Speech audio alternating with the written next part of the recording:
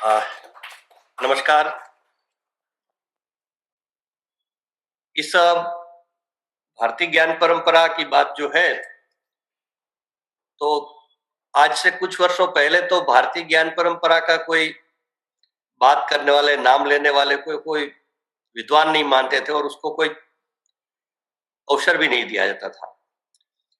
परंतु कुछ वर्षों से वातावरण में बदलाव हुआ और आनंद की बात है कि राष्ट्रीय शिक्षा नीति 2020 में भी भारतीय ज्ञान परंपरा का हर स्तर पर समावेश करने की बात कही गई है। और इस कारण से देश भर में अभी विभिन्न संस्थानों में इस पर विचार विमर्श चिंतन किया जा रहा है। लेकिन प्रश्न ये उठता है कि भारतीय ज्ञान परंपरा की आवश्यकता क्या है। यूनेस्को की डेलस कमेटी ने अपने रिपोर्ट में लिखा है कि किसी भी देश की शिक्षा का स्वरूप उस देश की संस्कृति और प्रकृति के अनुसार होना, संस्कृति और विकास के अनुरूप होना चाहिए, यानी कल्चर एंड डेवलपमेंट के अनुरूप होना चाहिए। मैंने एक शब्द उसमें जोड़ा है कि किसी भी देश की शिक्षा का स्वरूप उस देश की संस्कृति, प्रकृति और प्रगति के अनुरूप होना चाहिए, यानी कल्चर, नेचर और डेवलपमेंट के अनुरूप होना चाहिए। प्रश्न ये उठता है कि आज भारत की शिक्षा का स्वरूप उस प्रकार का है क्या? तो उत्तर यस में नहीं आएगा। साथ साथ ये भी एक विचार का विषय है कि भारतीय ज्ञान की आवश्यकता क्या है। ये प्रश्न स्वाभाविक उठता है। वो हमारा ज्ञान है, इसलिए हमारी शिक्षा व्यवस्था में उसका समावेश करना चाहिए। ये तो एक भावनात्मक विषय हो गया। परंतु आज का जो ज्ञान का युग है, नॉलेज सोसाइटी की बात चल रही है दुनिया में, तो ऐसे समय में सिर्फ भावना के आधार पर कोई बात नहीं चल सकती। और गीता में भी कहा गया है कि 3 प्रमुख योगों की बात कही है गई है, ज्ञान योग, भक्ति योग, कर्म योग।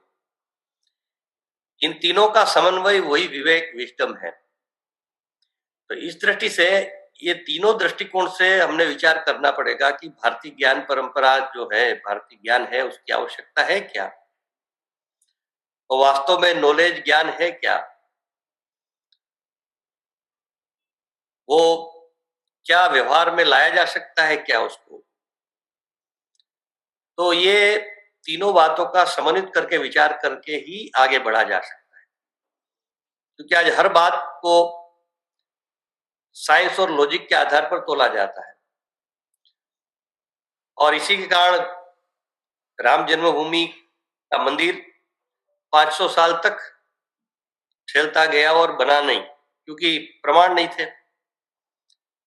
प्रमाण मिल गया तो बात आगे बढ़ गई। अभी तो भारतीय ज्ञान परंपरा पर भी इसी प्रकार एक प्रमाण के साथ लॉजिक और साइंटिफिक दृष्टिकोण से विचार हमने करना पड़ेगा कि इसकी आज उपयोगिता, आवश्यकता है क्या।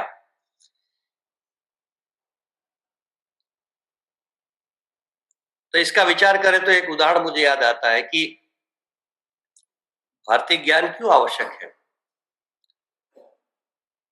आज पर्यावरण का वैश्विक संकट है, ग्लोबल वार्मिंग वर्ल्ड में है, और इससे पूरी दुनिया परेशान है। और दिल्ली वाले तो सबसे ज्यादा इससे भुक्तभोगी है। हम लोग दिल्ली में रहते हैं। तो इस समस्या का संकट, इस संकट का समाधान कहाँ है। जब हमारे भारत के पूर्व प्रधानमंत्री नरसिंह राव जी एक जो पर्यावरण के राष्ट्रीय अंतर्राष्ट्रीय सम्मेलन होते हैं उसमें सहभागी होने गए थे, तो जब आप सम्मेलन के अंत में एक बार वो बोले, वैसे नरसिंह राव जी कम बोलते थे, लेकिन अंत में एक बार बोले वो कि आपको इस संकट समस्या का समाधान चाहिए तो हमारे पास, भारत के पास आना पड़ेगा। तो लोगों ने कहा कैसे? तो उन्होंने कहा हमारा बालक सुबह जागरण करता है, जगता है, तो बेड के नीचे पैर बाद में रखता है, पहले हाथ खोलकर सामने रखकर बोलता है, समुद्र वसने देवी पर्वतस्नु मंडले विष्णु पत्नी नमस्तुभ्याम पादस्पर्शमस्व में। हे पृथ्वी माता, मुझे क्षमा करना, मुझे जीवन चलाना है, इसलिए तुम पर पैर रखना पड़ता है, इसलिए मैं क्षमा प्रार्थना के साथ मेरे जीवन का प्रारंभ करना चाहता हूं। यानी जब तक ये दृष्टिकोण प्रकृति के बारे में, नेचर के बारे में नहीं होगा लोगों में, तब तक इस समस्या का समाधान नहीं मिलेगा। तो इस दृष्टि से भारतीय ग्रंथों में दुनिया की अधिकतर समस्याओं का समाधान निहित है। और पर्यावरण के बारे में सोचे, पर्यावरण का संकट तो देश और दुनिया में अधिक से अधिक लास्ट 100 ईयर्स से है, लेकिन हमारे 2000-5000 साल पहले जो वेद, उपनिषद, रामायण, महाभारत ग्रंथ लिखे गए, उसमें पर्यावरण संरक्षण के मंत्र लिखने की क्या जरूरत थी? उस समय तो कोई संकट था ही नहीं, कोई समस्या थी नहीं, कोई प्रॉब्लम था नहीं एनवायरमेंट का। तो यही भारतीय ज्ञान है कि समस्या खड़ी हो, प्रॉब्लम क्रिएट हो, तब सॉल्यूशन के बारे में सोचना, ये शायद वेस्टर्न की और दुनिया की सोच हो सकती है। कि आज इतना बड़ा ग्लोबल वार्मिंग हो गया, एनवायरमेंट का प्रॉब्लम हो गया, इसलिए सारी दुनिया इसके पीछे लगी हुई है, इसका सोशल सॉल्यूशन कैसे लाया जाए। परंतु हमारे प्राचीन ग्रंथों में इसके समाधान, इसके सॉल्यूशन का दिशा दी गई है। आज अंतरराष्ट्रीय लेवल पर योग दिवस मान्य हो गया। दुनिया ने योग कैसे स्वीकार किया, क्यों स्वीकार किया? मैं जब अमेरिका गया था 2015 में, तो मैंने देखा कि भारत से अमेरिका में ज्यादा योग के सेंटर खुले हुए हैं। क्यों? क्योंकि आज जो मनुष्य तनाव में, स्ट्रेस में है, हेल्थ के बहुत सारे प्रॉब्लम क्रिएट हो रहे हैं, तो उसका कहीं सॉल्यूशन नहीं मिल रहा है, और उसको अनुभव आया कि योग में इसका समाधान है, तो इसलिए वो उन्होंने स्वीकार कर लिया, और आज दुनिया भर में योग स्वीकार्य हो गया। परंतु भारत में तो हजारों साल की परंपरा योग की है। अष्टांग योग की जो बात हमारे पतंजलि ने की है, तो वो तो हजारों साल की परंपरा है। जब कोई स्ट्रेस, तनाव था नहीं, तब भी योग हमारे यहाँ था। तो यही भारतीय ज्ञान मुख्य है कि आवश्यकता इसलिए भारत को नहीं, पूरी दुनिया को आवश्यकता है कि समस्या खड़ी ही ना हो, इस प्रकार की चिंतन हमारे ग्रंथों में है, या तो खड़ी हो तो उसके समाधान इसमें निहित है। इस दृष्टि से भारतीय ज्ञान परंपरा की भारत को नहीं, पूरी दुनिया को आवश्यकता है। हमने कोविड, कोरोना के समय भी देख लिया कि पूरी दुनिया में इसका कोई समाधान, सॉल्यूशन नहीं मिला था, लेकिन भारत में इस दिशा में काफी प्रयास और कदम उठाए गए और सफल भी हुए। भारत सरकार का जो जैसा एम्स है, इसी प्रकार का एक अखिल भारतीय आयुर्वेद संस्थान खड़ा किया गया है दिल्ली में। वहां के डायरेक्टर ने मुझे बताया कि कोरोना काल में वहां 350 से ज्यादा पेशेंट को उन्होंने ठीक किया, और एक भी पेशेंट की डेथ नहीं हुई वहां, और किसी डॉक्टर को भी इसका कोई नेगेटिव इफेक्ट नहीं हुआ। तो जो हमारा आयुर्वेद है, इसका भी दुनिया में आज बहुत आवश्यकता है। और कितना ज्ञान है हमारे ग्रंथों में कि चरक संहिता में लिखा गया है कि दुनिया में स्वास्थ्य, हेल्थ रिलेटेड जितना भी नॉलेज है, वो सब इस ग्रंथ में है। लेकिन अगला वाक्य लिखा गया है कि इसका तात्पर्य यह नहीं है कि इस ग्रंथ में जो नॉलेज, ज्ञान है, वो दुनिया में है। तो हमारे यहाँ चिकित्सा, हेल्थ सेक्टर में भी एक समृद्ध परंपरा रही है। जब लगभग 2500 वर्ष पूर्व का हमारा इतिहास है कि सुश्रुत ने प्लास्टिक सर्जरी के बारे में काफी कार्य किया गया था और इसके प्रमाण से सारी बातें हैं। दुनिया में जो सर्जरी की दिशा निश्चित हुई वो भारत से ही गई है।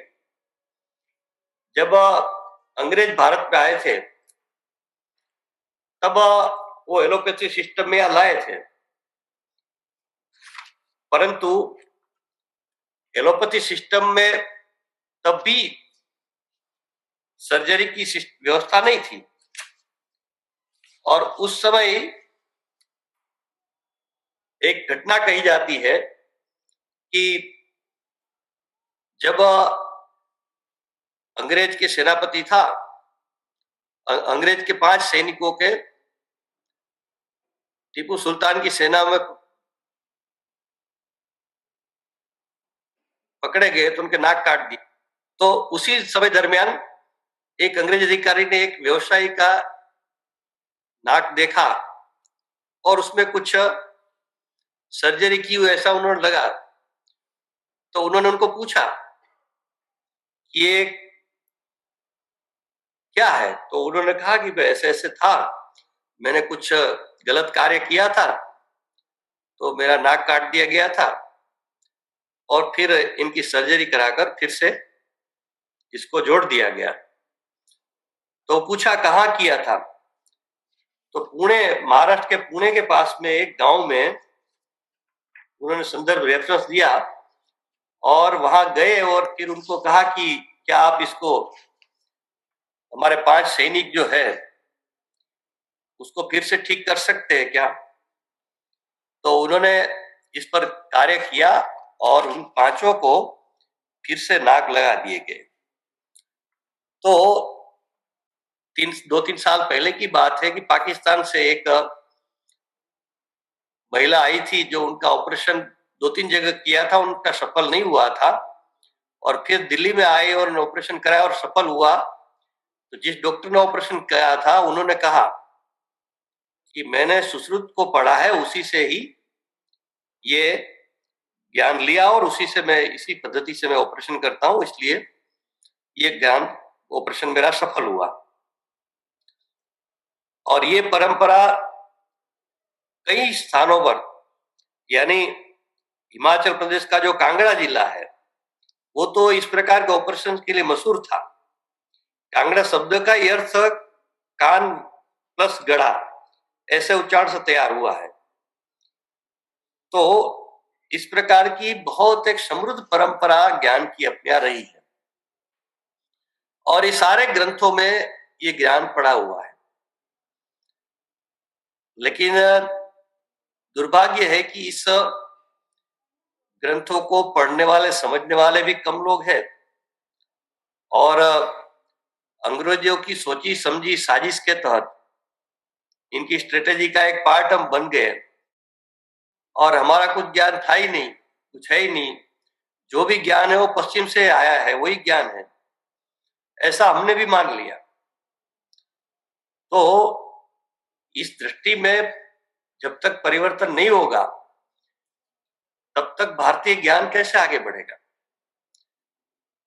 आज दुनिया चाह रही है भारतीय ज्ञान को।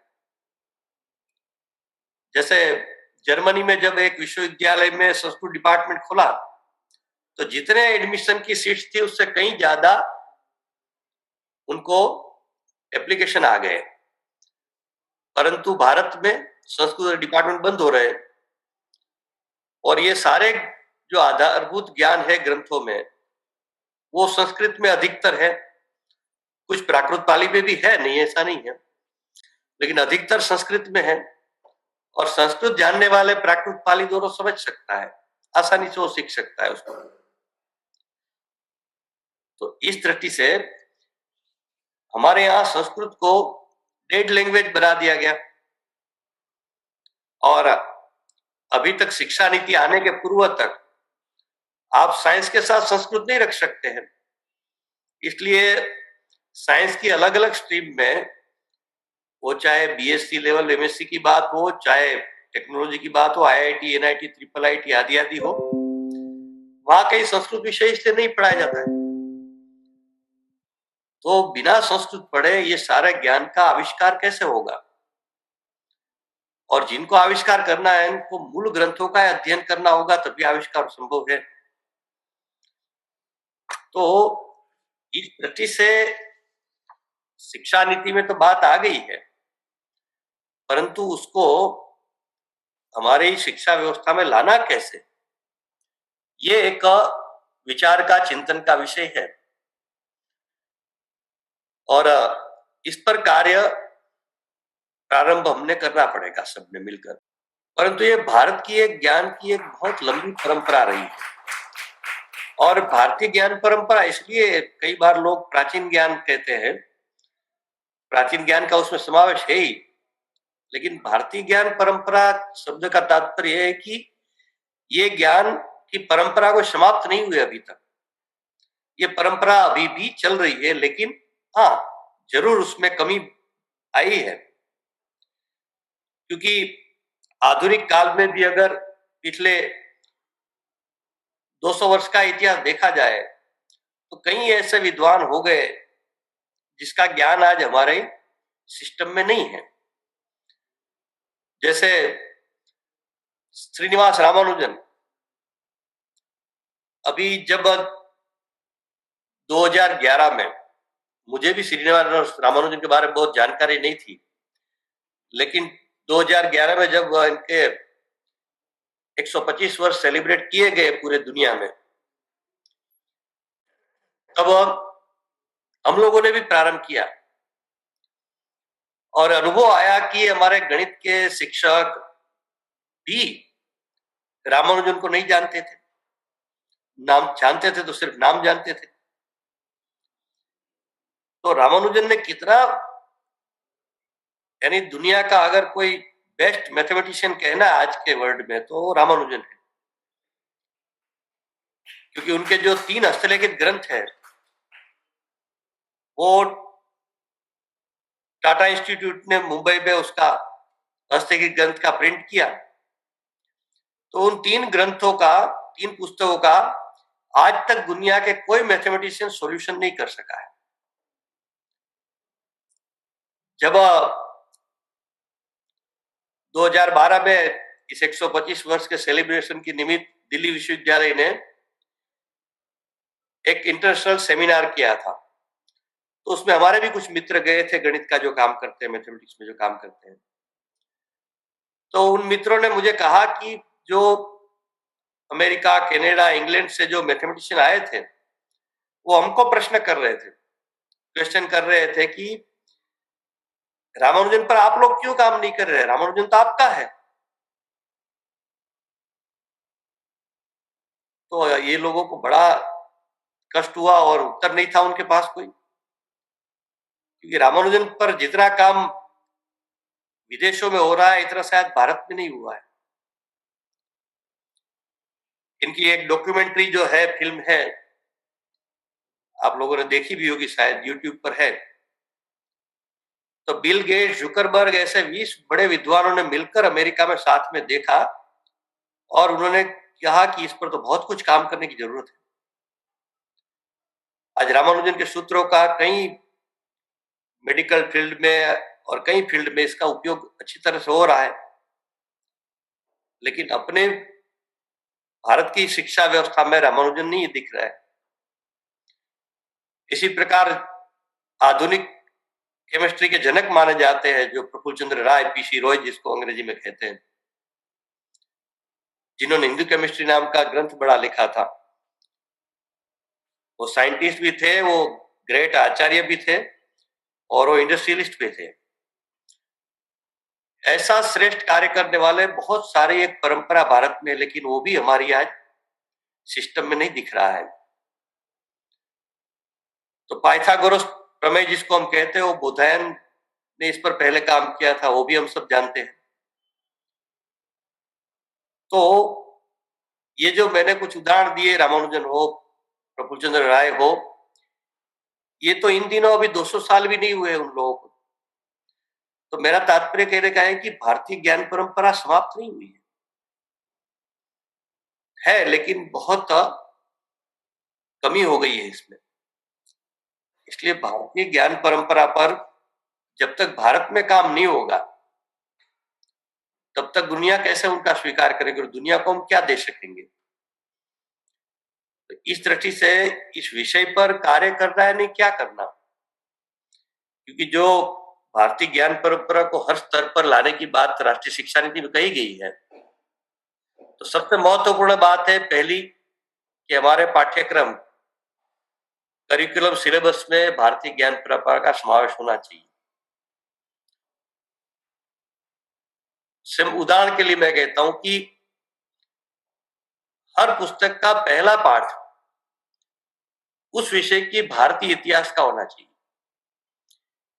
यानी हर सब्जेक्ट का भारतीय हिस्ट्री है, तो वो क्या है वहीं से अगर स्टार्ट होता है तो स्लोली धीरे धीरे भारतीय ज्ञान परंपरा का समावेश शिक्षा में प्रारंभ हो जाएगा।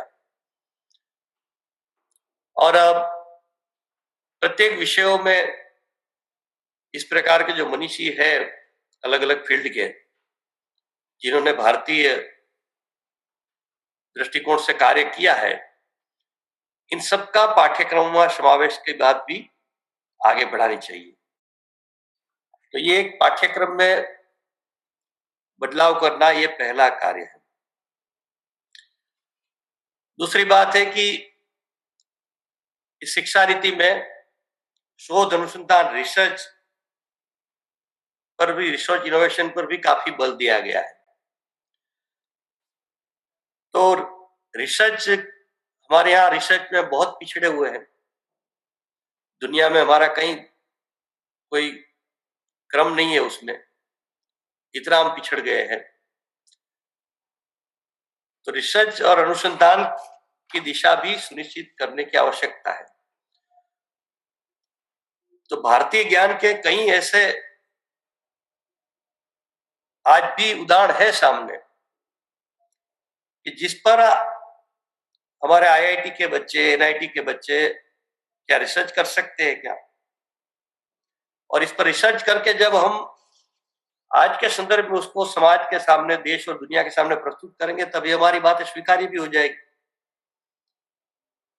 जैसे दिल्ली का लौह स्तंभ है, कहते हैं कि 2000 साल पुराना है, उसमें जंग नहीं लगता है। तो इस पर रिसर्च होना चाहिए कि क्यों इस पर जंग नहीं लगता है, इसका कारण क्या है। अजंता एलोरा गुफाओं में जो पेंटिंग्स है वो कितने साल पुराने कहना मुश्किल है, लेकिन उसके पेंटिंग्स यथावत अभी भी है। तो इसका रीजन क्या है, इस पर रिसर्च होने चाहिए। तो इस प्रकार के अलग अलग फील्ड में जो भारतीय ज्ञान के एग्जाम्पल, उदाहरण आज भी उपलब्ध है, उस पर रिसर्च करने की आवश्यकता है। और जैसे सुश्रुति शल्य चिकित्सा है, तो वो क्या था स्वरूप उनका, किस प्रकार की थी, ऐसे विषय पर रिसर्च हो सकते हैं क्या। वैदिक गणित विषय पर हम एक काम कर रहे हैं। हम लोग एक सामाजिक संगठन के रूप में काम कर रहे हैं, तो कुछ काम हमने जरूर किया है कि हमने 1 to 12 तक का सिलेबस तैयार किया है, एक certificate course, diploma course higher education के लिए किया है। लगभग 15 यूनिवर्सिटीज में हमारा एमओयू भी है उसका, लेकिन वो बहुत कम काम है अभी, उसमें बहुत सारा रिसर्च वर्क करने की आवश्यकता है। आज के जो आधुनिक मैथमेटिक्स है, उस सारे का विकल्प इसमें हम दे सकते हैं, ऐसा आज हम नहीं कह सकते। बहुत सारी विशेष बातें हैं इस मैथमेटिक्स, वैदिक मैथमेटिक्स में, लेकिन पूर्णता उसमें नहीं है अभी भी। और वो हो सकता है कोई कठिन काम नहीं है, ऐसा लगता है जो उस विषय के विद्वान है, तो इस पर हम कार्य कर सकते हैं क्या। योग का इम्पैक्ट क्या है साइंटिफिक दृष्टि से। जैसे हम लोग एक ओमकार का एक प्रयोग करते हैं कार्यक्रमों में, अलग अलग जगह। तो इसका बहुत अच्छा एक परिणाम है, क्योंकि एक सिस्टम से हम ओमकार कराते हैं, तो हम लोगों का एक्सपीरियंस लेते हैं तो बहुत अच्छा रिजल्ट दिखता है उसमें। लेकिन एक साइंटिफिकली प्रूव करने के लिए जिस प्रकार का रिसर्च करके वो बात आनी चाहिए, वो उस पर कुछ काम विवेकानंद योग यूनिवर्सिटी बेंगलोर में हो रहा है, लेकिन इस पर बहुत सारा काम करने की आवश्यकता है। संस्कृत सबसे बेस्ट लैंग्वेज है कंप्यूटर के लिए, ऐसे बीसियों सालों से हम भी सुन रहे हैं, मैं भी बोल रहा हूं। लेकिन उस पर जो रिसर्च करने की आवश्यकता है, कार्य करने की आवश्यकता है, वो शायद अभी तक नहीं हुआ है। तो इस प्रकार के जो भारतीय ज्ञान परंपरा के इस प्रकार के अनेक विषय, हर सब्जेक्ट के अनुसार इस पर रिसर्च कार्य होने की आवश्यकता है। और आज का रिसर्च का जो हमारा पैटर्न है, उसको भी चेंज करने की जरूरत है। अभी आज रिसर्च पे हमारे यहाँ पीजी के बाद रिसर्च के बारे में थिंकिंग शुरू होता है, और बहुत सारे यूनिवर्सिटीज में तो ऐसे भी मैंने देखा कि इनके प्रोफेसर है, वो उसको सजेशन दे, उस पर वो रिसर्च करता है छात्र। तो वो रिसर्च वास्तव में रिसर्च कैसे होगा? जो नीड बेस्ड रिसर्च होना चाहिए, वो बहुत कम हो रहा है हमारे देश में। देश की आवश्यकता जो है, स्थानीय आवश्यकता है, ऐसे विषयों पर रिसर्च होना चाहिए। तो मैं 3 सजेशन देना चाहता हूं उसके लिए। कि पहली बात है कि फर्स्ट ईयर से ही, ग्रेजुएशन के फर्स्ट ईयर से हम रिसर्च का ओरिएंटेशन प्रारंभ कर सकते हैं क्या? तो आईआईटी की बात अगर करें तो आपका 5 साल का कोर्स होता है, और फिर पीजी और फिर रिसर्च। तो उनको 7 साल रिसर्च की प्रिपरेशन के लिए मिलेंगे। तो उनका मान लो कि आईआईटी खड़गपुर में 6000 छात्र है, एग्जाम्पल के लिए, तो एग्जैक्ट मेरे पास फिगर नहीं है, 5000 होंगे, 6000 होंगे। इसका तात्पर्य नहीं कि सभी रिसर्च करेंगे, पीएचडी करेंगे, लेकिन वो सारे छात्रों का 5000 हो, 6000, उनका रिसर्च माइंडसेट डेवलप हो जाएगा, तो उनकी एजुकेशन की दृष्टि बदल जाएगी। और जो रिसर्च करेगा तो फिर बहुत अच्छा रिसर्चर वो बनेगा। तो ये एक्सपेरिमेंट हम प्रारंभ कर सकते हैं क्या? दूसरी बात है कि आज रिसर्च के बारे में थियरी देखा जाता है। मैंने किसी विषय पर रिसर्च किया, 400 पेज लिख दिया, मेरे गाइड है उन्होंने अप्रूवल दे दिया, वाइवा ले लिया, पूरा हो गया। लेकिन रिसर्च जिस विषय पर मैंने किया, उसमें मैंने प्रैक्टिकल कितना काम किया है, उसके बारे में शायद बहुत कम देखा जाता है, नहीं देखा जा रहा है। तो रिसर्च में थियरी और प्रैक्टिकल का 50-50, 60-40 ऐसा कोई रेशियो प्रैक्टिकल थियरी का किया जा सकता है क्या? और तीसरी बात है कि रिसर्च मातृभाषा में हो, अपनी भाषा में हो। ये पूरे वर्ल्ड के जितने भी भाषा वैज्ञानिक है, एकेडमिशियन है, सबका निष्कर्ष एक ही है कि रिसर्च, इनोवेशन, क्रिएटिविटी ये अपनी भाषा में हो सकता है। लेकिन हम कहते हैं नहीं, आपको इंग्लिश में ही करना पड़ेगा रिसर्च। तो इस प्रकार रिसर्च की एक दृष्टि बदलने की आवश्यकता है, और रिसर्च को लोकल नीड के साथ भी जोड़ने की जरूरत है। जैसे एग्जाम्पल के लिए मैं कई बार कहता हूं कि हमारे यहाँ एग्रीकल्चर में वेस्टर्न कंट्रीज में ट्रैक्टर थे, तो हमारे यहाँ ट्रैक्टर आ गए। वेस्टर्न कंट्री में क्यों ट्रैक्टर थे, क्यों है? क्योंकि वो एक एक किसान के पास 2000 5000 एकड़ लैंड होता है। हमारे यहाँ तो अधिकतर किसानों के पास 2 एकड़ 5 एकड़ जमीन होता है, क्योंकि वो चाहे तो भी बैलगाड़ी से वो रिसर्च फार्मिंग नहीं कर सकते हैं वहां, इतनी बड़ी लैंड में। तो हमारे यहाँ तो छोटी छोटी जमीन होती है किसानों के पास, अधिकतर किसानों के पास, तो उसमें ट्रैक्टर की आवश्यकता है क्या?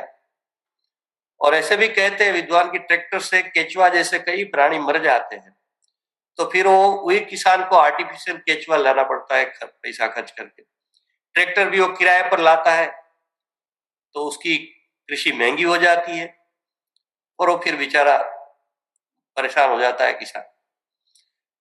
लेकिन बैलगाड़ी को क्या कोई आधुनिक बनाया जा सकता है? मॉडर्न अप्रोच नहीं लाया जा सकता है बैलगाड़ी में? उसके कुछ बेरिंग में चेंज करना, कुछ टायर में चेंज करना, कुछ इस प्रकार के चेंजेस करके इससे बैल पर भी कष्ट कम होगा, बैल को भी, और बहुत स्पीड से काम हो सकेगा। इस प्रकार का कोई रिसर्च जो ये लोकल नीड हमारी है, स्थानीय आवश्यकता, वो अलग अलग क्षेत्र की अलग अलग आवश्यकता है, एग्रीकल्चर फील्ड की अलग अलग कई फील्ड है, तो स्थानीय आवश्यकताओं पर भी रिसर्च को बल देने की जरूरत है। तो इस प्रकार का एक रिसर्च की एक दृष्टिकोण विकसित करने की और उसमें बदलाव करने की आवश्यकता है, यही भारतीय दृष्टि है रिसर्च की। इसी प्रकार शिक्षा अधिगम यानी पेडागोजी लेवल पर भी बहुत सारे चेंजेस की आवश्यकता है, क्योंकि हमारे अधिकतर, फिर भी आपके आईआईटी वगैरह में तो काफी प्रैक्टिकल काम होता है, लेकिन सामान्य यूनिवर्सिटीज में तो बस थियरी के रूप में ही एक लेक्चर, इसलिए लेक्चर शब्द उसी से आया। तो हमारे यहाँ तो भारतीय ज्ञान परंपरा में गया कि 32 टाइप्स ऑफ टीचिंग मेथोडोलॉजी थी, है वो ग्रंथों में सारी उपलब्ध है। तो ऐसे एक टीचिंग मेथोडोलॉजी पर भी बदलाव करना, उसमें भी भारतीय अपनी पद्धतियां, सिस्टम है प्राचीन, उसको लाना। तो बच्चों को कई प्रकार के कॉन्सेप्ट से पढ़ाई होनी चाहिए, कई प्रकार की विविधता से पढ़ाई होनी चाहिए बच्चों को। लेक्चर एक हो सकता है, प्रैक्टिकल ये हो सकता है, ग्रुप डिस्कशन हो सकता है, स्टडी टूर हो सकता है। ऐसी अनेक बातों को आवश्यकता जिस बात की है, जैसे भारतीय ज्ञान परंपरा की हम बात करते हैं, जब तक बच्चे उसका दर्शन नहीं करेंगे, मैंने जैसे पहले भी उदाहरण दिया कि आज कई स्थान ऐसे है कि जहां देखने से बच्चों को उसका एहसास हो जाएगा। जैसे मैं दक्षिण में गया था तंजौर में, तो वहां एक मंदिर है, कहते हैं 750 साल पुराना मंदिर है, और उसके जो मंदिर का पिलर है वो एक ही पत्थर से पिलर बने हुए हैं, और 40-50 फुट 60-60 फुट के इससे भी बड़े पिलर हैं, और वो 250 किलोमीटर दूर से वो लाए गए हैं। उस समय कैसे लाए होंगे ये भी रिसर्च का विषय है।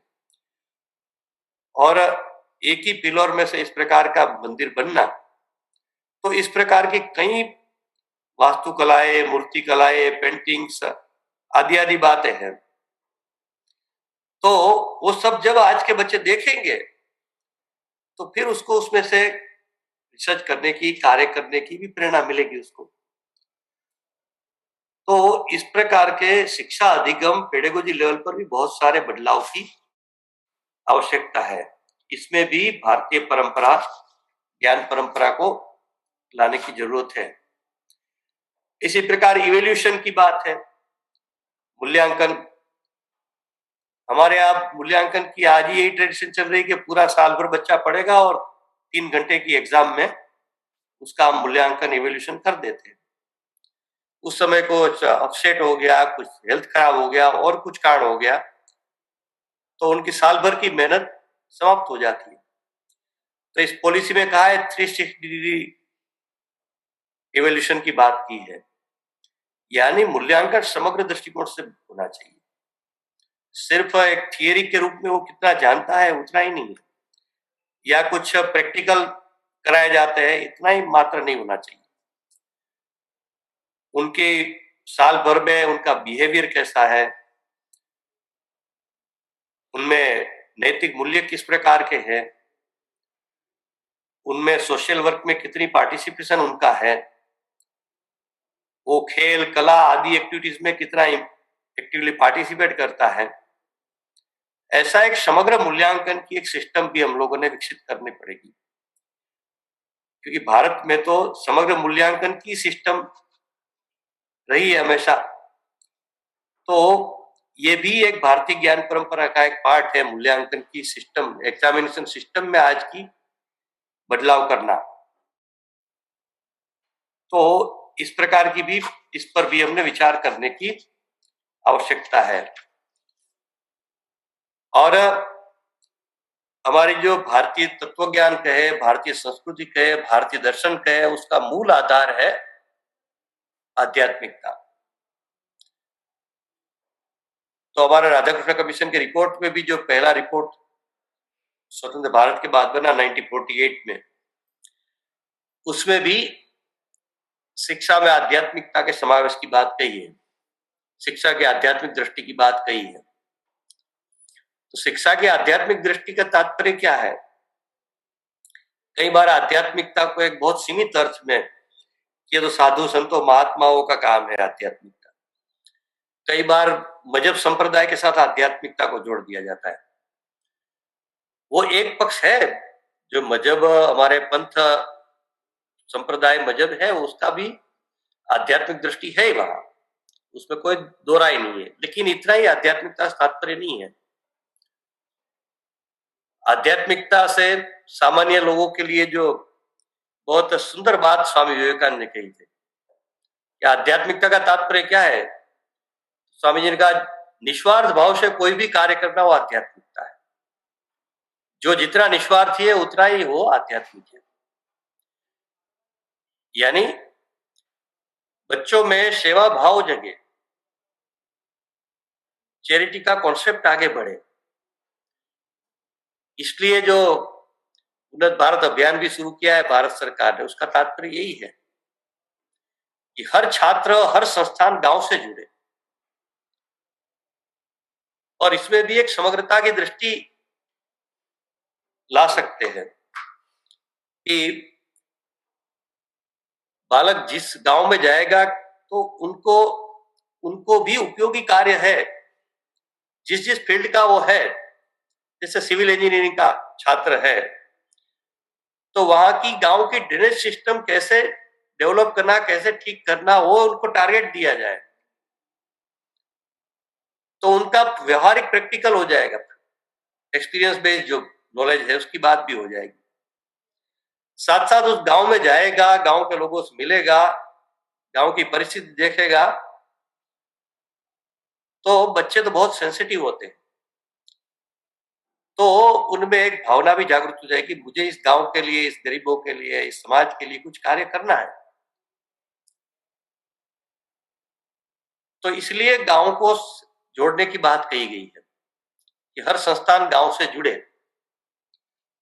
तो एक निस्वार्थ भाव से कार्य करने की वृत्ति विकसित हो, उस प्रकार का सेवा भाव इसमें जागृत हो। इसलिए सेवा कार्य से हर बच्चा जुड़ना चाहिए। दूसरी बात, आध्यात्मिकता का दृष्टिकोण जो है कि बच्चे स्वयं को अंदर पहचाने। आज क्या दुनिया बहिर्मुखी हो गई, हर बात को बाहर देखते हैं। दिन भर में हम चर्चा करते हैं कि भारत के प्रेसिडेंट क्या कह रहे हैं, भारत के प्राइम मिनिस्टर क्या कह रहे हैं, अमेरिका के प्रेसिडेंट क्या बोल रहे हैं, इस पर हम टीका टिप्पणी करते हैं। लेकिन दिन में 10-15 मिनट अपने लिए कभी निकालते हैं कि मेरा आज दिन कैसा गया, मैंने जो भी कार्य किया उसमें ठीक हुआ, कुछ गलती हुई है क्या, कुछ सुधार करने की जरूरत है क्या। तो अपने अंदर देखने का प्रयास, यही जब अपने अंदर देखना है, नहीं धीरे धीरे वो अपने स्वयं के मूल स्वरूप की ओर नजदीक जाता है। यानी हमारा मूल स्वरूप आत्मा है, और आत्मा ये परमात्मा का ही एक अंग है। तो वो इस दिशा में क्रमबद्ध रूप से आगे बढ़ता है। तो पाठ्यक्रम में कैसे जोड़ना है इसको? जैसे हमने पर्यावरण का पाठ्यक्रम बनाया 1 to 12, तो हर पाठ में शुरू में भारतीय दृष्टि डाला गया है। उस पाठ की भारतीय दृष्टि क्या है, उस विषयों की भारतीय दृष्टि क्या है, और हर पाठ के अंत में उसी विषय के संदर्भ में व्यवहारिक कार्य, एक्टिविटीज, प्रैक्टिकल। और उसमें भी पर्यावरण का विषय है तो यूनो ने क्या करना है, भारत सरकार ने क्या करना है, नथिंग।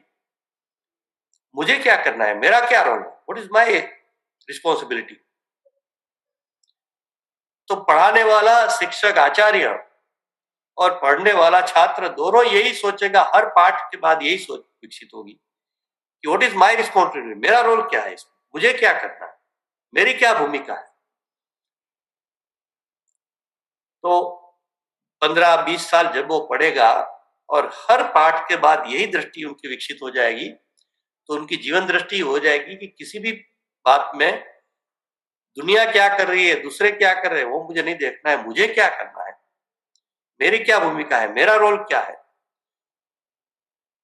तो वही आध्यात्मिक दृष्टि है, वही पाठ्यक्रम की आध्यात्मिक दृष्टि है। तो इस प्रकार के पाठ्यक्रम का स्वरूप बने, यही आध्यात्मिक शिक्षा है।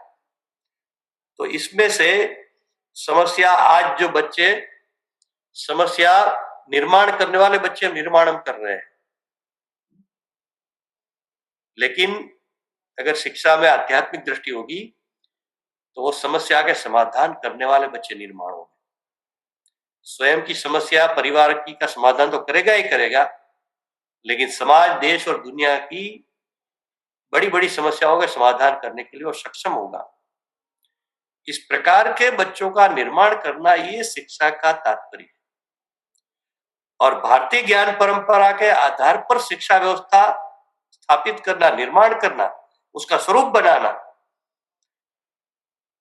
इससे इसी प्रकार के छात्रों का, विद्यार्थियों का निर्माण होगा जो भारत की नहीं, संपूर्ण विश्व की समस्याओं के समाधान, प्रॉब्लम के सॉल्यूशन के लिए वो सक्षम होगा। वो चरित्रवान होगा, वो संस्कारी होगा, नैतिक मूल्यों को जीवन में धारण करने वाला होगा। इस प्रकार के छात्रों का निर्माण करने के लिए इस राष्ट्रीय शिक्षा नीति में भारतीय ज्ञान परंपरा को हर स्तर पर जोड़ने की बात कही गई है। तो इस दृष्टिकोण से हर विषय में इस पर काम करने की आवश्यकता होगी। भारतीय ज्ञान ये कोई एक विषय नहीं है, हर विषय में अलग अलग प्रकार काम करना पड़ेगा। केमिस्ट्री में भारतीय ज्ञान क्या है, फिजिक्स में भारतीय ज्ञान क्या है, पुरातत्व में भारतीय ज्ञान क्या है, सिविल के फील्ड में भारतीय ज्ञान क्या है, मैथमेटिक्स में भारतीय ज्ञान क्या है। हर विषय पर, हर डिपार्टमेंट के अनुसार इस काम को सोचना पड़ेगा, करना पड़ेगा। और उसकी तैयारी करके पाठ्यक्रम में लाना इतना ही नहीं है, लेकिन पाठ्यक्रम पेडागोजी में के लेवल पर, रिसर्च के लेवल पर और संपूर्ण शिक्षा को एक स्पिरिचुअल अप्रोच से देखने का प्रयास करना और उसी दृष्टि से विकसित करना, इस प्रकार का एक संपूर्ण शिक्षा का स्वरूप में इस प्रकार का बदलाव करना, और उसका आधार भारतीय ज्ञान परंपरा बन सकता है। ये जो संकट है वो है कि कुछ विषयों के अनुसार तो किताबें बनी हैं, जैसे मैनेजमेंट में गीता एंड मैनेजमेंट, रामायण का मैनेजमेंट, आदि आदि किताबें हैं। ऐसे विषयों के अनुसार तो कई किताबें हैं, लेकिन संपूर्णता से पाठ्यक्रम में कैसे लाना, और पाठ्यक्रम में लाना यानी ये यथावत वेद उपनिषद के उदाहरण लेकर नहीं ला सकते हम। हमने पंचकोश आधारित पाठ्यक्रम तैयार किए हैं, विद्यालय स्तर पर कर, विश्वविद्यालय स्तर पर भी हमने पाठ्यक्रम तैयार किए, लेकिन पंचकोश कहां से लिया गया? तैत्तिरीय उपनिषद से हमने लिया है। तैत्तिरीय उपनिषद में पंचकोश की संकल्पना दी गई है, लेकिन इस पंचकोश को 5 कोशों की जो बात है, अन्नमय कोश, प्राणमय कोश, मनोमय कोश, विज्ञानमय कोश, आनंदमय कोश, अगर सीधे कोश पढ़ाएंगे बच्चों को तो बच्चे भाग जाएंगे क्लास से। लेकिन उसके आधार पर उस पंचकोश के आज की आधुनिकता से कैसे जोड़ना है। पंचकोश की बात तब तो पर्यावरण की बात नहीं थी, लेकिन इस पाठ्यक्रम में पर्यावरण को भी जोड़ा है। तो इस प्रकार की एक समग्र दृष्टि से पाठ्यक्रम का स्वरूप कैसे बनाना, इस पर प्लान काम करना पड़ेगा। मूलभूत संकल्पनाएं, मूलभूत चिंतन, ये हमारा प्राचीन है, विभिन्न ग्रंथों से उसको लेकर आज की आधुनिक आवश्यकता के अनुसार उसको ढालना, इस प्रकार का पाठ्यक्रम का स्वरूप बने। और सभी बातें, जैसे मैंने कई उदाहरण दिए, सबको इस प्रकार का स्वरूप बने, तो मुझे लगता है कि जो इस शिक्षा नीति में कहा गया है कि इस शिक्षा नीति का तात्पर्य यह है कि फिर से भारत एक विश्वगुरु बने दे, समर्थ, शक्तिशाली, संपन्न विश्वगुरु भारत बने। कैसे बनेगा? बन सकता है। आप देखिए कि हमारे IIT, IIM इतने सबसे श्रेष्ठ संस्थान माने जाते हैं, लेकिन उस संस्थान में कोई अमेरिका, कनाडा, इंग्लैंड से पढ़ाई करने के लिए बच्चे नहीं आते। विदेश से आता है तो भी अफ्रीकन कंट्री, अरब कंट्री, आसपास के देशों से आते हैं। लेकिन कैसे आ सकते हैं? जब भारत विश्व गुरु था तब भारत की शिक्षा ऐसी श्रेष्ठ थी और दुनिया भर से छात्र भारत में पढ़ाई करने आते थे, और तब इंग्लिश नहीं थी, संस्कृत में सारी पढ़ाई होती थी और वो बच्चे यहाँ आकर संस्कृत सीखकर संस्कृत में पढ़ाई करते थे। तो आ सकते हैं। जैसे नई राष्ट्रीय शिक्षा नीति घोषित होने के बाद Gujarat technical university, MS university, ऐसे कुछ यूनिवर्सिटीज ने भारतीय ज्ञान परंपरा पर कुछ शॉर्ट टर्म कोर्सेज शुरू किए, 3 मंथ, 6 मंथ, 10 मंथ्स। तो कई विदेश के छात्र पढ़ाई करने के लिए आए। एक टेम्पल मैनेजमेंट कोर्स शुरू किया गया तो अमेरिका से फोन आया कि इसको आप ऑनलाइन करिए, हम एडमिशन लेना चाहते हैं। और जब ऑनलाइन किया गया तो 10 छात्रों ने अमेरिका का एडमिशन लिया उसमें। तो फिर से भारत ज्ञान की महाशक्ति बन सकता है। फिर से दुनिया के छात्र भारत में पढ़ाई के लिए आ सकते हैं। फिर से भारत दुनिया में, जो हमने बहुत कुछ दिया है प्राचीन काल में, ऐसे वर्तमान और भविष्य में भी हम दुनिया को बहुत कुछ देने की स्थिति में आ सकते हैं। लेकिन इसका आधार होगा भारतीय ज्ञान परंपरा। इस दृष्टि से इस विषय को मुझे लगता है शिक्षा नीति में लाया गया है, और आनंद की बात है कि IIT खड़गपुर जैसे भारत के शीर्ष संस्थान इस पर कार्य कर रहा है। और मैं आपसे निवेदन भी करता हूं, आपसे अपेक्षा भी देश की है कि इस विषय का नेतृत्व देने का कार्य, लीडरशिप देने का कार्य देश के शिक्षा संस्थानों हेतु खड़गपुर IIT करेगा। तो मुझे लगता है कि देश भर में ये विषय फिर से आगे बढ़ेगा, और इस कार्य में जो कुछ सहयोग हमसे भी अपेक्षित होगा तो हम भी आपके साथ इसके लिए तत्पर रहेंगे।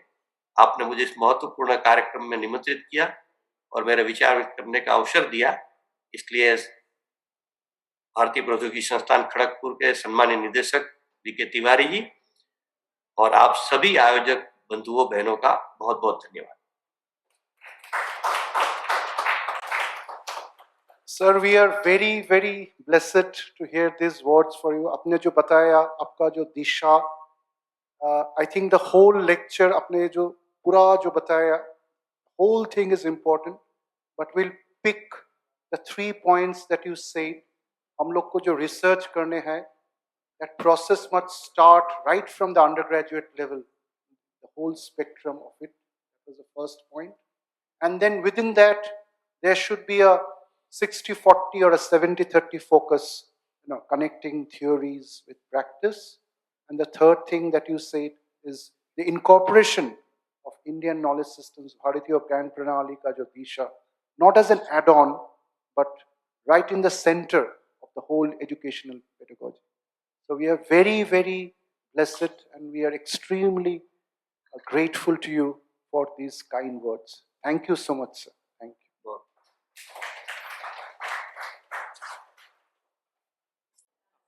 प्रणाम, मैं हूं अनिकेत महापात्रा।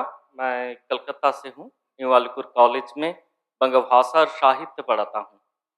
तो मेरा जो क्वेश्चन है सर, ये तो गया इंस्टीट्यूशन के बाद, लेकिन IKS को हम कैसे गांव के साथ जुड़ेंगे? क्योंकि गांव का जो क्षेत्र है वो तो भारत में ज्यादा है। क्योंकि गांव के साथ ना,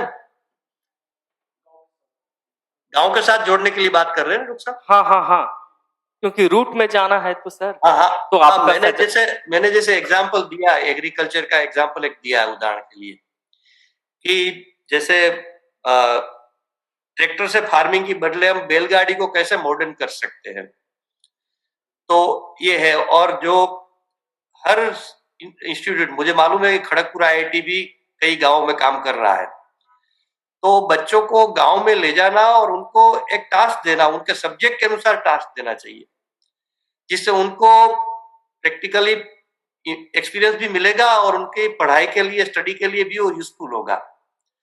तो हर सब्जेक्ट में इस प्रकार का एक ग्रुप छात्रों का बनाकर उनको प्रैक्टिकल टास्क देते हैं कि भी इस गांव का ये प्रॉब्लम है, इसका सॉल्यूशन आप करिए। तो इस पर फिर बच्चे काम करेंगे और वो गांव से भी जुड़ेंगे और साथ साथ उनके स्टडी की दृष्टि से भी उनको काफी यूजफुल होगा और एक्सपीरियंस नॉलेज भी उनको मिलेगा, जिससे फिर से भविष्य में वो जब फील्ड में जाएंगे आफ्टर स्टडी तो उनको सिर्फ नौकरी के लिए नहीं वो खड़े रहेंगे, वो अपना एक प्रकार से एंटरप्रेन्योर बन सकते हैं। तो इस प्रकार का एक प्लानिंग करना चाहिए। Thank you sir. नमस्कार सर। मैं नमस्कार। डॉक्टर ज्योति वर्मा, गुरु घासीदास विश्वविद्यालय बिलासपुर छत्तीसगढ़ से हूँ सर। हाँ जी। आपका धन्यवाद कि इतने अच्छी चीजें हमें सुनने को मिली। और एक जो आपके लेक्चर में बहुत इम्पोर्टेंट बात मुझे लगी, जो कि आपने टीचिंग पेडागोजी की जो बात करी है, क्योंकि मैं एजुकेशन को बिलोंग करती हूँ, टीचर एडुकेटर हूँ, तो मुझे लगता है कि रियली ये बहुत इम्पोर्टेंट है। और सबसे ज्यादा पेडागोजी में टीचर्स के ऊपर जो चैलेंजेस आ गए हैं, इतने सारे चेंजेस जो हो रहे हैं, तो हम कैसे इन चैलेंजेस को फेस कर सकते हैं, थोड़ा इस बारे में थोड़ा मार्गदर्शन करेंगे तो। करेक्ट। टीचर्स मेन रोल तो जो एजुकेशन पॉलिसी जो है उसको इम्प्लीमेंट करने का कार्य टीचर्स का है और वो इनको उपयोगी जिनके लिए होने वाला है वो छात्रों के लिए है। तो टीचर्स का बहुत बड़ा रोल है और पेडागोजी लेवल पर मैंने जैसे कुछ एग्जांपल दिया, ऐसे एक्सपेरिमेंट करने की आवश्यकता है। जैसे इनका स्टेज क्या आना चाहिए कि स्टूडेंट्स को टीच करेगा, उस लेवल तक जाने की जरूरत है। तो हम लोगों ने प्रैक्टिकल किए थे कि वैदिक मैथ्स का एक दिल्ली के स्कूल में हमने कुछ समय एक्सपेरिमेंट किया, तो उसमें 9th के 4 बच्चे सिलेक्ट किए हमने फिर 4 स्टूडेंट्स को, और वो जो दूसरे स्कूल में वर्कशॉप हुए वहां वो टीचिंग के लिए गए। तो उनका एक्सपीरियंस था जो एक छात्रा गई थी उसमें, तो उनकी माताजी का मदर का टीचर्स के पास फोन आया, उनके आचार्य के पास, कि आज क्या कर दिया आपने, हमारी बच्ची तो पागल हो गई, घर के आने के बाद कुछ खाना पीना कुछ नहीं किए, लेकिन मैंने ऐसे पढ़ाया, ऐसे डांटा बच्चों को, इस प्रकार मैंने बच्चों को पढ़ाया, टीचिंग सिस्टम से वैदिक मैथ पढ़ाया, ऐसी ही बातें कर रही है, एकदम इतने उत्साह में आनंद में है। तो इस प्रकार की टीचिंग मेथोडोलॉजी होनी चाहिए कि जिसमें से अच्छे टीचर्स भी तैयार होंगे। तो बच्चों को प्रैक्टिकल नॉलेज एक तो देना चाहिए और बच्चे ही बच्चों को पढ़ाए, ये भी हम साथ साथ कर सकते हैं। इस प्रकार के बहुत सारे एक्सपेरिमेंट है। अभी यहाँ मैं ज्यादा एक्सपेरिमेंट नहीं बता सकता आपको, क्योंकि मैंने कहा कि हमारे शास्त्रों में 32 प्रकार की शिक्षा अधिगम के अलग अलग प्रकार है टीचिंग पेडागोजी का। तो इसको थोड़ा देखना, अध्ययन करना और आज के प्रेजेंस में दुनिया में उसको कैसे उपयोगी हो सकता है और क्या क्या प्रैक्टिकल कर सकते हैं, इस प्रकार की एक प्लानिंग करने की आवश्यकता है। लेकिन पहले हमारे सारे आचार्यों ने, जिसको आपको टीचर प्रोफेसर कहते हैं, मैं आचार्य कहता हूँ, आचार्यों ने पहले एजुकेशन पॉलिसी का अच्छी तरह से स्टडी करना चाहिए। क्योंकि मैं देख रहा हूँ देश भर में बहुत कम लोगों ने स्टडी किया हो, ऐसा देखने को मिलता है। मैं हर प्रोग्राम में जाता हूँ, सेमिनार, सिंपोजिया, कहीं भी, और मैं कई यूनिवर्सिटीज में IIT IIT सब जगह जा रहा हूँ। तो मेरा पहला क्वेश्चन ये होता है सबको कि आप लोगों ने पॉलिसी का स्टडी किया क्या? तो कभी कभी तो 10%, 20% मैक्सिमम हाथ ऊपर उठते हैं, बाकी हाथ ऊपर नहीं उठते। तो पहला कार्य होना चाहिए। दूसरा, जैसे बहुत अच्छा IIT खड़गपुर ने किया है कि भारतीय ज्ञान परंपरा पर ये जो फैकल्टी डेवलपमेंट प्रोग्राम किया है, तो इस जो पॉलिसी है उसमें बाकी बहुत सारी बातें, लेकिन मुझे लगता है कि इंपॉर्टेंट बात है जो चेंज करेगी पूरा सिनेरियो को, वो 4 बातें हैं। एक, भारतीय ज्ञान परंपरा जिसकी चर्चा हम कर रहे हैं। दूसरा, होलिस्टिक अप्रोच की बात कही गई इस पॉलिसी में, comprehensive, holistic and integrated approach, वो दूसरा विषय है। तीसरा विषय है कि भारतीय भाषाओं के प्रमोशन की बात कही गई है, यानी बाइलिंगुअलिज्म की बात और ये सारी बातें कही गई। तो ये 3-4 जो, और चौथी बात है कि बच्चों का होलिस्टिक की बात है तो इसमें ही आएगा होलिस्टिक डेवलपमेंट, बच्चों का character building and holistic development. ये जो 4 सब्जेक्ट है, ये कोर सब्जेक्ट है इस पॉलिसी का। इस पर काम बहुत कम हो रहा है देश में, तो खड़गपुर आईआईटी ने इनिशिएटिव लिया है, बहुत, मैं इसलिए अभिनंदन दिया है। तो पहले पॉलिसी को स्टडी करना और इन सब विषयों को इम्प्लीमेंटेशन का एक सिस्टम डेवलप करना, इस प्रकार के फैकल्टी डेवलपमेंट प्रोग्राम आयोजित करना, और फिर हर डिपार्टमेंट के अनुसार, हर विभाग के अनुसार इसको इम्प्लीमेंटेशन का प्लान तैयार करना। नमस्कार सर, मेरा नाम है और मैं भी दिल्ली से ही हूँ। एक यूनिवर्सिटी है ओपी जिंदल ग्लोबल यूनिवर्सिटी, वहाँ पे मैं प्रोफेसर और एग्जीक्यूटिव डायरेक्टर हूँ, और इसके पहले मैं कई यूनिवर्सिटीज का वाइस चांसलर वगैरह भी रह चुका हूँ। तो मैं इसी तरह के काम में ही पूरी तरह संलग्न हूँ। जैसा आपने बताया कि जो भी चीज है उसका करंट परिप्रेक्ष्य में क्या है। जैसे मैं कोर्स पढ़ाता हूँ learning advocacy and management through Bhagavad Gita, तो उसमें खाली 3 चीजों को ही लेता हूँ कि action without frustration, how to understand motive और हाउ टू चेंज मोटिव, और इसको कैसे रिलेट किया जाए मैनेजर लॉयर के साथ में, उस तरह का कार्य होता है। तो आपकी बात को सुन के इतना अच्छा लगा, तो बस मैं आपका बहुत धन्यवाद और ग्रेटिट्यूड ऋचा जी का और जॉय जी का सबका देना चाहता हूँ।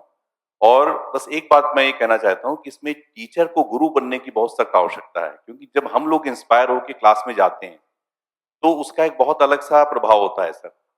और जो कुछ चीजें ऐसी ऐसे मेडिटेशन है, योग निद्रा है, और बीइंग बेस्ड जो होता है, मतलब rather than do and have, उसके ऊपर एक चीज आती है बीइंग बेस्ड वाली जो बातें हैं, उनको अगर हम लागू करें तो उसका बहुत फर्क पड़ सकता है सर। तो मैनेजमेंट में, क्योंकि बहुत सारी बातें, अभी उनका वर्णन नहीं करूंगा, लेकिन एक ही एग्जांपल दूंगा कि सेल्फ मैनेजमेंट ये विषय ही नहीं है मैनेजमेंट के सिलेबस में आजकल।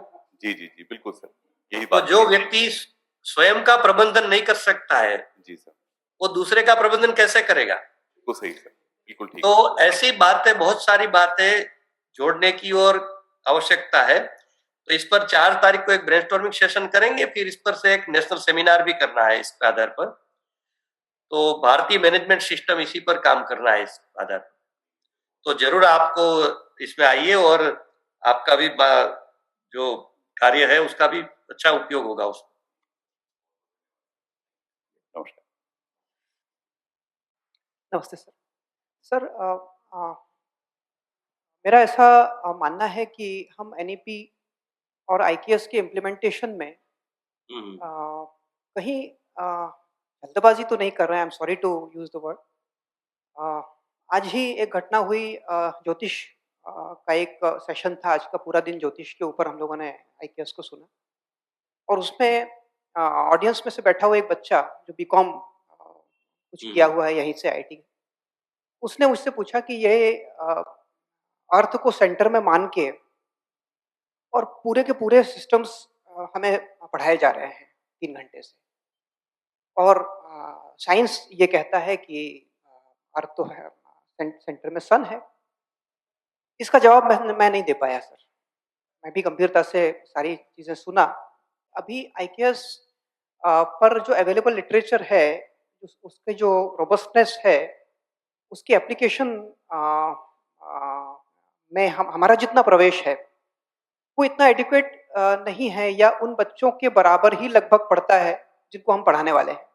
तो अभी जैसे थोड़ी देर पहले गुप्ता सर ने जो अभी बात कही कि हमें आचार्य पैदा करने होंगे, आचार्यों को हमें तैयार करना होगा, आचार्यों ट्रेनिंग पे हमें ध्यान देना होगा। तो मुझे ऐसा लगता है कि वो हमारी प्रायोरिटी होना चाहिए, और उस पर हमें बहुत इन्वेस्ट करना चाहिए, समय भी इनफैक्ट। तो इस दिशा में मैं चाहूँगा कि ये ज़्यादा आवश्यक होगा कि हमारे पास आचार्य हों, क्योंकि ये एक बहुत टाइम टेकिंग प्रोसेस है। इस पर हमें अधिक विचार करना चाहिए, ऐसा मेरा मानना है। जो आपने एक शब्द आखिर आचार्य की बात कही, तो इसका मैं एक कहकर मेरी बात पूरी करता हूं कि एक विनोबा भावे की किताब है आचार्य कुल, यानी आचार्य का फैमिली। तो उसमें विनोबा जी ने कहा है कि हु इज आचार्य, आचार्य कौन है? तो विनोबा ने फिर उत्तर दिया है कि स्वयं के आचरण से सिखाए वो आचार्य, स्वयं के आचरण से सिखाए वो आचार्य। तो ऐसे आचार्य की जरूरत है, वो होने से सारे बच्चों के प्रश्न का सॉल्यूशन हो जाएगा। बहुत बहुत धन्यवाद।